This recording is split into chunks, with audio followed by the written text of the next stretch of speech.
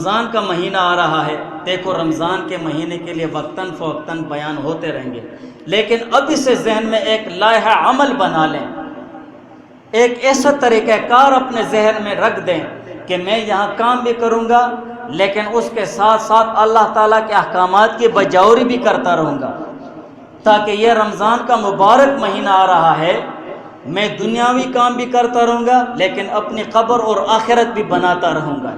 اور اس کے لیے آسان طریقہ کار یہ ہے کہ سب سے پہلے سر فہرست ہمیں اپنی نماز کی فکر کرنی ہے، اس لیے کہ قرآن اور حدیث کے حوالے سے مومن مسلمان کی زندگی میں نماز ایک انقلابی حیثیت رکھتی ہے، ایک انقلابی حیثیت، اور وہ انقلابی حیثیت یہ ہے جو مومن مسلمان یہ چاہتا ہے کہ میں اللہ تعالیٰ کے احکامات کے مطابق اور حضور علیہ السلام کے سنت طریقوں کے مطابق زندگی گزارنے والا بن جاؤں، تو اسے اپنی نماز کی فکر کرنی ہوگی کہ میری نماز صحیح ہو جائے، میں نمازی بن جاؤں۔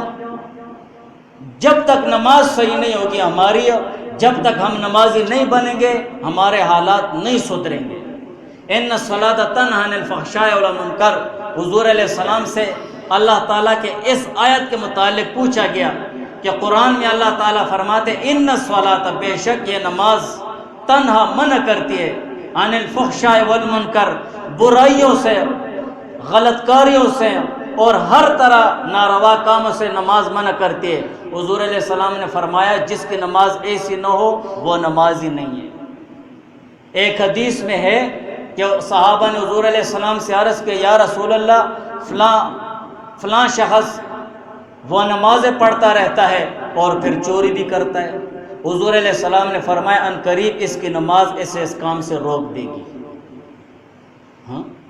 جو شخص یہ چاہتا ہے کہ دنیا جہاں کی جتنی مجھ میں گندگیاں ہیں، بیماریاں ہیں، غلط کاریاں ہیں، اللہ تعالیٰ کے احکامات اور حضور علیہ السلام کے سنت طریقے مجھ میں آ جائیں، نماز کی فکر، بس نماز بن گئی ہے آٹومیٹکلی اللہ تعالیٰ اپنے فضل سے اس نماز کے ذریعے اللہ تعالیٰ کے احکامات اور حضور علیہ السلام کے سنت طریقوں کی طرف آتے جاؤ گے، برائیاں نکلتی جائیں گی۔ یہ نماز کا خاصہ ہے جس میں جو برائی جتنی زیادہ ہے، سب سے پہلے اپنے تمام اعمال میں نماز پر نظر ڈالے کہ میری نماز کیسی ہے، میں نماز کتنی پڑھتا ہوں، کیسے پڑھتا ہوں، کس طرح پڑھتا ہوں۔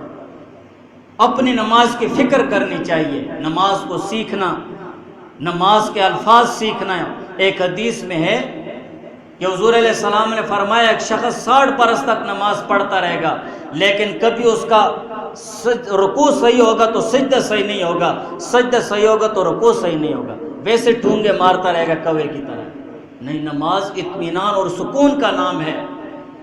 حسن بصری رحمہ اللہ تعالیٰ فرماتے ہیں ایک معیار رکھ دیا ہے اللہ تعالیٰ کے ساتھ تعلق ہے یا نہیں، اللہ تعالیٰ کے ساتھ تعلق ہے یا نہیں، اس کو سمجھنے کے لیے ایک معیار رکھ دیا ہے، اور وہ معیار کیا ہے؟ 3 چیزیں ہیں۔ حسن بصری رحمہ اللہ تعالیٰ نے فرمایا جس کو ان 3 چیزوں میں لذت اور سکون ملے سمجھ جائے کہ اللہ تعالیٰ کے ساتھ تعلق بنا ہوا ہے اور بن رہا ہے اور بڑھ رہا ہے۔ پہلی چیز نماز ہے۔ جس کو نماز میں سکون مل رہا ہے، نماز میں اسے اس کی طبیعت میں حشاش اور بشاش، قرآن سن رہا ہے، قرآن کے الفاظ وہ اس دل و دماغ میں آ رہے ہیں اور اس کو ایک مزہ محسوس ہو رہا ہے، سمجھ جائے کہ اس کا تعلق اللہ تعالیٰ کے ساتھ بنا ہوا ہے۔ لیکن نماز بوجھ بن رہی ہے، کس وقت ختم ہوگی، کیسے ختم ہوگی، جلدی ختم ہوگی، او ہو بس درس گرمی لگ گئی ہے، سردی لگ گئی ہے۔ یہ بے آرامی کی باتیں ہیں، جس کے دل میں ہوتی ہے نا تڑپ۔ ابراہیم علیہ السلام کو دیکھو، اللہ تعالیٰ کی محبت میں آگے نمرود میں ان کو ڈال دیا گیا ہے، تو ابراہیم علیہ السلام کے لیے وہ گل گلزار ہو گئی ہے۔ صحابہ نے تو نہیں فرمایا کہ مجھے گرمی لگ رہی ہے، مجھے سردی لگ رہی ہے، یہ ہو رہا ہے، وہ ہو رہا ہے۔ یہ ہمارے بہانے ہیں جو شیطان نے ہمارے دل و دماغ میں ڈال دیے ہیں، ان کو نکالنا ہے۔ اگر سکون نہیں مل رہا ہے، لذت نہیں مل رہی ہے، تو سمجھ جاؤ کہ اللہ تعالیٰ کے ساتھ تعلق نہیں بنا ہوا ہے۔ دوسری چیز ہے قرآن پاک کی تلاوت۔ جس کو قرآن پاک کی تلاوت کرنے میں لذت اور سکون محسوس ہو رہا ہے، سمجھ جائے کہ ایک تعلق بنا ہوا ہے۔ اور جس کو قرآن کی تلاوت کرنے میں لذت اور سکون محسوس نہیں ہو رہا ہے تو وہ سمجھ جائے کہ تعلق نہیں بنا ہوا ہے، کوشش کرنی۔ جس نے قرآن نہیں پڑھا تو وہ قرآن سنے، قرآن اٹھائے، قرآن کو دیکھے، قرآن کو ہاتھ لگانا چھونا ہے، قرآن والوں کے ساتھ نسبت بنائے، تب بھی سکون ملے گا۔ اور تیسری چیز ہے ذکر کرنا۔ جس کو اللہ تعالیٰ کا ذکر کرنے میں، اللہ تعالیٰ کا نام لینے میں ایک لذت اور سکون محسوس ہوتا ہے، سمجھ جائے تعلق بنا ہوا ہے۔ آج ہم ذکر کون کرتا ہے؟ خواص نہیں کرتے ہیں تو عوام کیا کریں گے؟